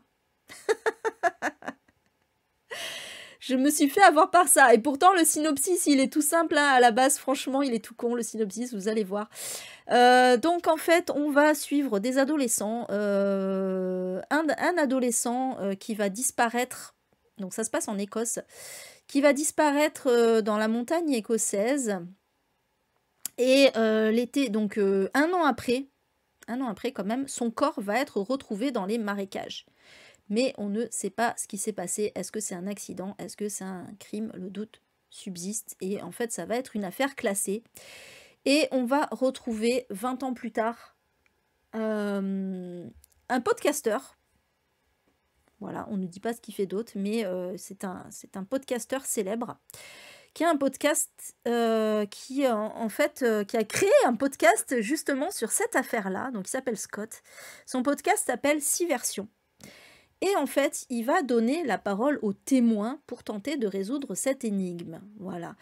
Donc, on va retrouver justement les adolescents, donc les amis de celui qui est décédé, donc il s'appelait Tom. 20 ans plus tard, ils sont adultes. Hein, et en fait, il va tous les interroger. Le problème, c'est que toutes leurs versions sont totalement différentes les unes des autres. Ils se contredisent tous. Ça n'a absolument pas de sens. Et en plus, il parle d'une créature fantastique qui entrait les lieux, etc. Donc voilà, ça part un petit peu en live et du coup, on comprend pas du tout ce qui s'est passé. Voilà, ben moi ça m'intrigue. Donc en fait, il va avoir 6 versions différentes et il va falloir trouver laquelle est la bonne. Voilà, en gros c'est ça quoi. Et ça fait un peu Cluedo, hein, quelque part au final. Hein. Il y a un côté comme ça. La couve, on dirait les bandes sonores. Ouais, je pense que c'est fait exprès tout à fait par rapport au podcast. Bien, bien vu, Karine. Bien vu. Ça a l'air pas mal du tout, hein. Ça a l'air pas mal du tout, ce petit thriller là. Alors, ils nous disent que qu'il y a du fantastique dedans, mais bon, moi ça me gêne pas. Si c'est assumé qu'il y a du fantastique, ça me gêne pas. Si par contre, on nous le dit pas, un peu comme dans... moi ça m'avait saoulé dans... mon amie Adèle. Ah, mon amie Adèle, ça m'avait saoulé parce que la fin, en fait, l'explication est fantastique et du coup, je suis là, ouais, mais d'accord, c'est facile, quoi. Si c'est pas assumé de base que c'est du fantastique, alors pendant tout le long, t'es dans un thriller, tu dis, waouh, qu'est-ce qui s'est passé, tout ça, machin, et à la fin, l'explication, elle est fantastique. Bah, c'est facile, tu peux faire n'importe quoi comme ça. Donc non, ça, je suis pas d'accord avec ça. Par contre, là, oui, si c'est assumé de base qu'il y a du fantastique, moi, pas de souci, je plonge dedans, je veux bien suivre votre enquête, je veux bien savoir ce qui s'est passé. Du coup, ouais, franchement, j'aime bien, et c'est vrai que cette couverture, elle est super intéressante, ouais. Côté un peu, effectivement, bande sonore du podcast. J'aime beaucoup. Voilà. Ouais, c'est clair, hein, Jonathan. Ouais, je sais pas, Viviane, tu parles de mon amie Adèle, parce que là c'est un auteur en l'occurrence, donc je suppose. Mais ouais, ouais, je sais pas, Viviane, mais moi j'avais pas aimé, j'avais pas du tout adhéré. Et du coup, quand j'avais vu la série de mon amie Adèle, j'avais beaucoup plus aimé parce que dans la série, au moins, c'était déjà assumé que s'il y avait une part de fantastique en fait. Et là c'est bien. Parce que si tu le dis pas dès le début, non quoi, tu te fais trop avoir en vrai. Ok, d'accord. Donc voilà. Ensuite, une bande dessinée qui sortira le 13 janvier aux éditions Magnani, Léna la très seule de Maïté Grandjoin. Alors honnêtement là c'est vraiment le synopsis qui m'a interpellée pour le coup. Puisque on va suivre, donc c'est une bande dessinée horrifique et gothique. On va suivre Léna, hein, comme son nom l'indique, qui se rend dans... Alors en fait, elle a perdu sa mère, pardon. Elle a perdu sa mère. Et donc elle va se rendre dans à la maison de sa mère pour aller ranger des affaires. J'ai oublié d'ailleurs de le marquer, ça. Bon, c'est pas grave. Elle va s'installer là-bas et elle va faire des travaux. Elle va commencer à faire des travaux. Et bon, voilà, elle va être un peu seule dans cette maison, mais elle reçoit parfois des appels de son compagnon. Sauf qu'avec son compagnon, ça se passe pas très bien. Du coup, voilà, elle va continuer, elle va finalement se consacrer complètement aux travaux de la maison. Et elle va devoir un peu se confronter aux souvenirs de sa mère finalement, parce que voilà, elle va retrouver des choses dans la maison, etc. Et puis elle-même, elle est quand même en deuil, hein, forcément, elle a perdu sa mère, c'est pas rien. Et en fait, voilà, elle va découvrir qu'il y a quelques mystères dans la maison. Et surtout, le gros souci, c'est que quand elle dort, elle fait des cauchemars. Et en fait, elle n'arrête pas de recevoir des coups de téléphone. Et au final, elle n'arrive plus à distinguer, parce que je rappelle qu'elle recevait des coups de téléphone de son compagnon, hein, notamment. Et au final, elle va finir par plus distinguer ce qui est réel et ce qui est cauchemar. Et ça, je trouve ça génial. J'adore cette thématique. J'adore cette thématique de la paranoïa, en fait, de la folie, de qu'est-ce qui est... Voilà, est-ce que je deviens folle ou est-ce qu'il se passe vraiment ça? C'est un peu ça, hein, finalement. On est un peu comme dans le Tour d'écrou, hein, vous savez, voilà, j'aime beaucoup un peu aussi la maison hantée. J'aime beaucoup ces thématiques de est-ce que c'est vraiment la maison qui est hantée ou est-ce que c'est moi qui deviens folle? Et on sait pas, au final. J'aime trop ça. J'aime trop ça. Et en plus, les dessins, malheureusement, j'ai pas vu l'intérieur, donc j'ai pas vu les planches. Mais ça, j'irai feuilleter un petit peu la bande dessinée pour voir à quoi ça ressemble. Alors en plus, on nous parle de références Edgar Allan Poe, David Lynch, Dario Argento. Voilà. C'est quand même pas mal. Donc voilà pour cette bande dessinée qui, moi, me fait très envie, pour le coup. Encore une autre bande dessinée, toujours le 13 janvier, Yezidi, de Ducoudray et Mini Ludvin. c'est ça. Alors, celle-là m'intéresse parce qu'on est vraiment dans un truc assez réaliste. Ça se passe en Irak, au nord de l'Irak, de nos jours. On va suivre Zéré, qui habite dans un village yézidi. Et les yézidis, c'est une minorité persécutée par Daesh. Donc, évidemment, voilà, elle va devoir vivre sous un peu la menace finalement de Daesh, des djihadistes, etc. Donc un peu dans la peur, hein. Et puis un jour, elle va finir par être enlevée par Daesh et vendue comme esclave. Et la seule façon qu'elle a de s'évader, c'est déjà, elle trouve, alors, je ne sais pas comment, mais elle a un smartphone et elle fait la connaissance d'une autre adolescente qui est retenue en otage avec elle. Et voilà, donc elle va essayer d'établir un plan d'évasion. Et puis on suit, dans le même temps, on suit aussi un épicier qui, dans son arrière-boutique, se livre à un étrange commerce. De quoi? Je ne sais pas. Voilà. Bon, pour le coup, c'est très, là, c'est très actuel, c'est très réel, c'est très réaliste, je pense que... Mais voilà, c'est un one-shot, ça vaut pas très cher. On nous dit aussi qu'il y a le... Voilà, on nous dit que c'est palpitant comme un thriller et documenté comme la meilleure enquête de terrain. Moi, j'avoue que je suis assez tentée. Moi, j'aime beaucoup les histoires politiques et tout, donc bon, voilà, en plus Daesh, ouais, ça peut être intéressant. Il vaut mieux que ce soit... Ah, il faut mieux que ce soit elle qui devient folle que la maison qui soit hantée par rapport à la BD d'avant. Oui, tu m'étonnes. J'avoue qu'à choisir... Encore que je sais pas, hein, mais bon. Ça dépend du point de vue. Donc voilà pour cette bande dessinée. On passe au 18 janvier, et là c'est un roman que j'attends beaucoup, pour le coup, puisqu'il s'agit du nouveau roman de Silvia Moreno Garcia, qui est l'autrice de Mexican Gothic, que j'avais beaucoup aimé. Et j'attends de voir ce qu'elle va nous faire là, et pour cause, puisqu'il s'appelle La fille du docteur Moreau, et si ça vous parle, le docteur Moreau, c'est normal, c'est parce que ça fait référence littéralement donc au docteur Moreau de H.G. Wells, donc l'île du docteur Moreau, hein, que j'ai lu, que j'avais beaucoup aimé. Donc ça sortira chez Bragelonne, et effectivement donc on est bien avec le fameux docteur Moreau d'H.G. Wells, donc c'est pas rien.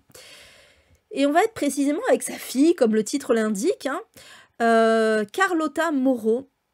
Donc ça se passe au Mexique, oui, alors voilà, elle a décidé... Alors je ne sais pas si l'île du docteur Moreau, d'ailleurs, c'est pas au large justement du Pacifique donc ou de l'Atlantique, donc ça serait pas si con que ça, au niveau du Mexique, ça serait pas si con que ça. Je me rappelle plus.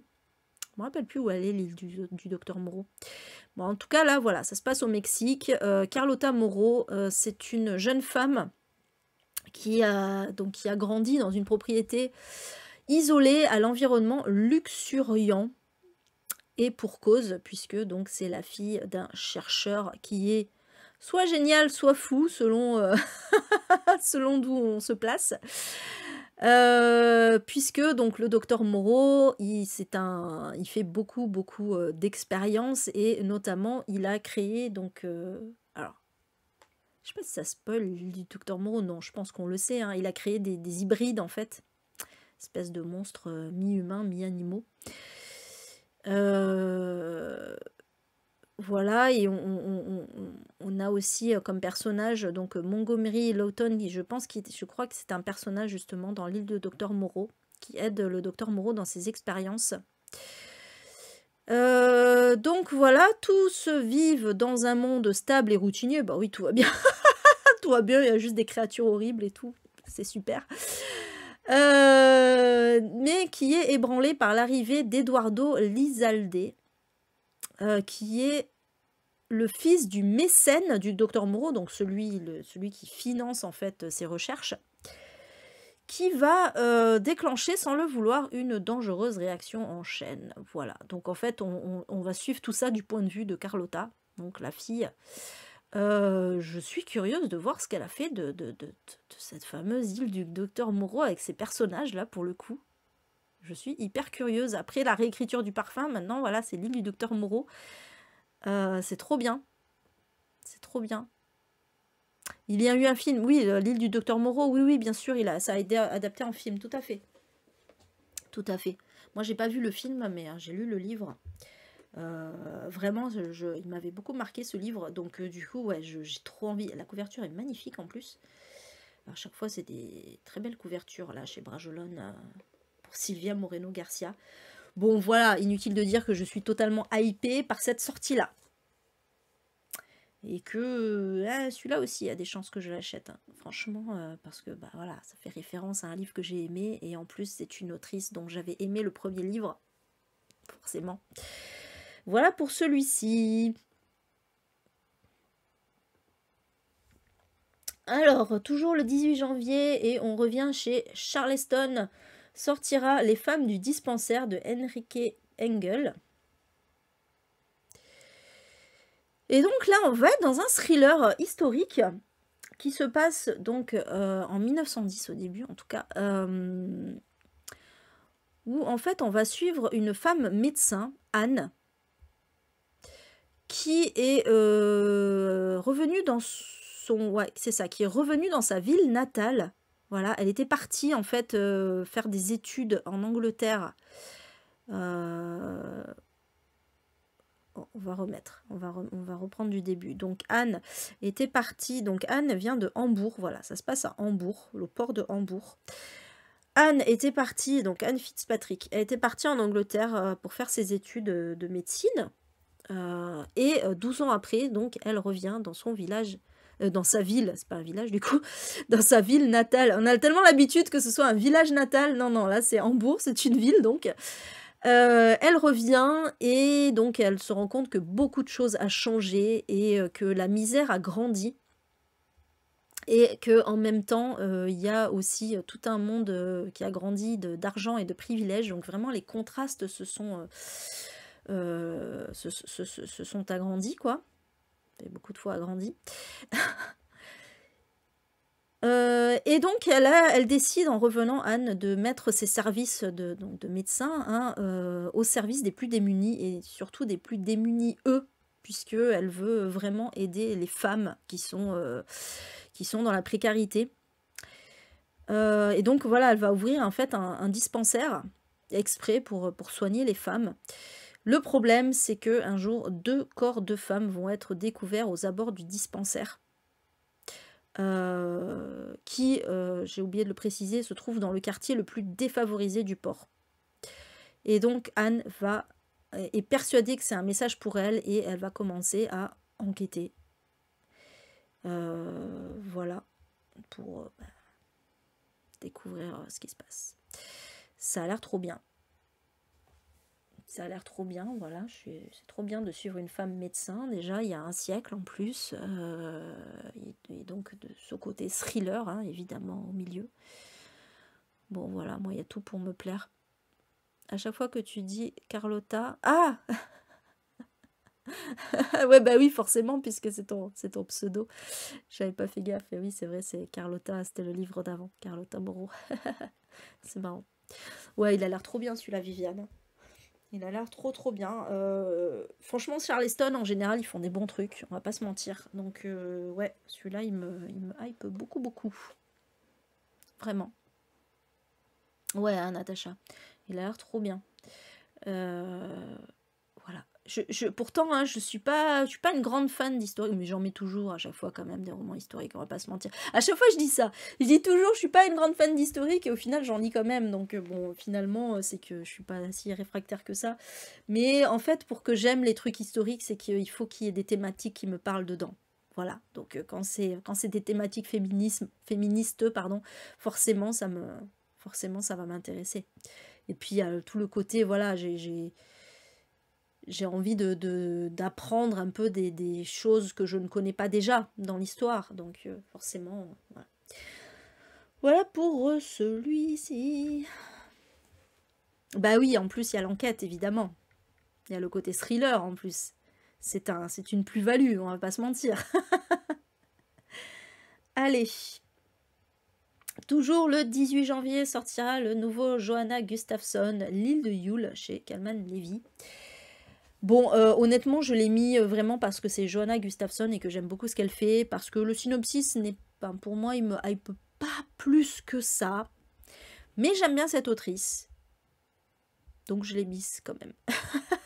C'est vrai que j'aurais pu mettre Loubry et tout ça, je sais pas. J'ai choisi, parmi les thrillers populaires, j'ai choisi Johanna Gustafsson, voilà.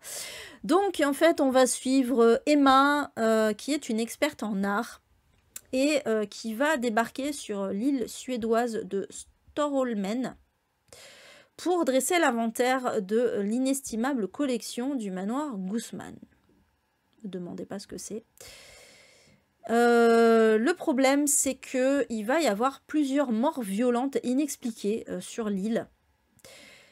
Et à un moment, elle va être amenée à collaborer avec l'inspecteur, avec un inspecteur qui s'appelle Karl Rosen, qui est en fait, qui s'avère être le mari de la dernière victime en date, qui a été retrouvée sous la glace.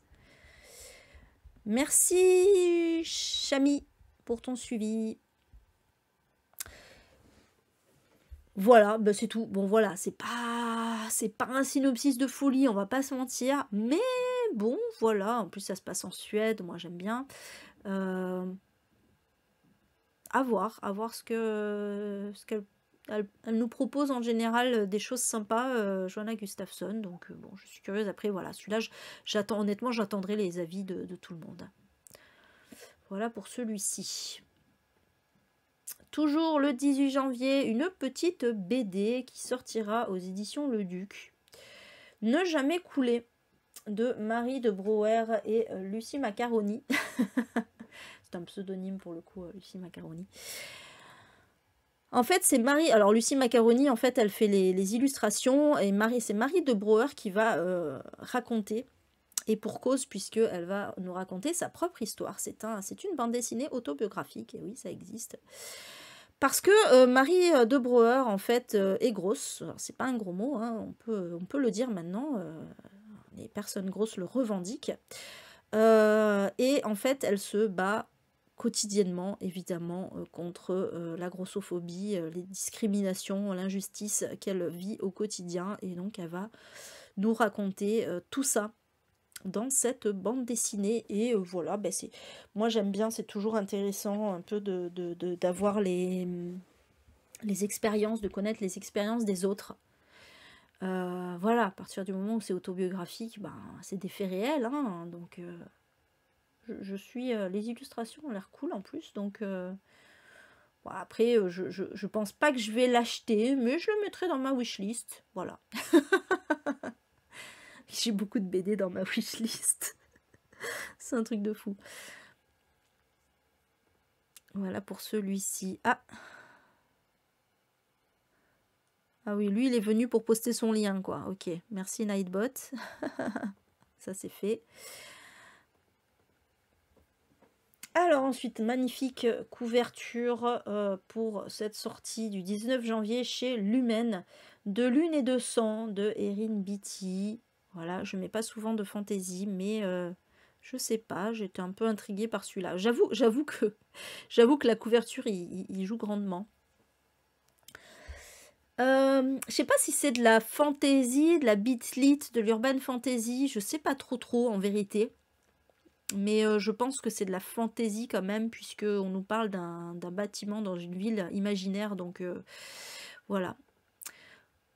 Donc en fait, on va être dans la ville de Collis, où s'élève la construction d'un immense sanctum. Alors je sais pas, on ne dit pas ce que c'est. C'est chiant quand on ne dit pas ce que c'est, ça m'énerve ça. C'est vraiment le truc... je comprends pas. Si vous pouviez préciser vite fait ce que c'est, surtout que le synopsis il dure 4 lignes, donc il y avait moyen d'étoffer un peu. Bon, j'imagine que c'est un genre de sanctuaire. En tout cas, c'est c'est un édifice religieux, a priori, qui est en construction depuis des années, un peu comme la Sagrada Familia, en fait, ça me fait penser à ça. Parce qu'on nous dit que sur la plus haute de ces flèches se dresse la silhouette de Catherine. Catherine, qui est une orpheline qui inspecte les travaux et les échafaudages, voilà, de cette construction, pour le compte du maître architecte, qui s'appelle Thomas. Le problème, c'est qu'un soir de pleine lune, alors qu'elle est, donc en mission, pour cet architecte qu'elle considère comme son père adoptif, elle va faire une chute, de l'édifice et elle va se blesser. Mais au moment, en fait, de sa chute, elle va avoir une vision, la vision d'un meurtre et elle va entendre les appels au secours d'une femme. Voilà, c'est tout ce qu'on nous dit. Alors c'est un tome 1, je précise, c'est pas indiqué dessus, mais c'est précisé là sur Amazon, donc c'est un tome 1. Je sais pas trop à quoi m'attendre, honnêtement, je sais pas. Ça fait très Bitlit un peu, alors j'ai un peu peur. Honnêtement, je l'ai mis vraiment parce que je trouvais la couve très belle, et que je sais pas, ça changeait un peu l'histoire, mais je sais pas. J'espère que c'est pas de la Bitlit. Ouais, Lumen, en plus, c'est vrai, t'as raison, Natacha. Lumen, il propose souvent des bonnes choses. Donc, voilà, à voir pour celui-ci. J'attendrai de voir les avis, notamment des comptes que je suis sur Instagram, qui sont plus portés sur le young adulte. On verra bien. Toujours le 19 janvier sortira donc l'adaptation en BD de Fahrenheit 451 de Ray Bradbury. Donc, bande dessinée de Tim Hamilton. Donc oui, adaptation en BD donc du fameux classique de la dystopie, hein, Fahrenheit 451, dans lequel on va être dans un monde donc dystopique, hein, où la lecture est interdite. Et les livres sont automatiquement brûlés et on va suivre Guy qui est un pompier et dans cette société, les pompiers sont ceux qui ont mission de brûler les livres et même les maisons en fait de tous ceux qui possèdent des livres. Voilà, donc c'est c'est assez horrible. Puisque en fait donc le but c'est évidemment de tuer tout libre arbitre, toute culture, voilà, hein, finalement c'est assez, on retrouve un peu la même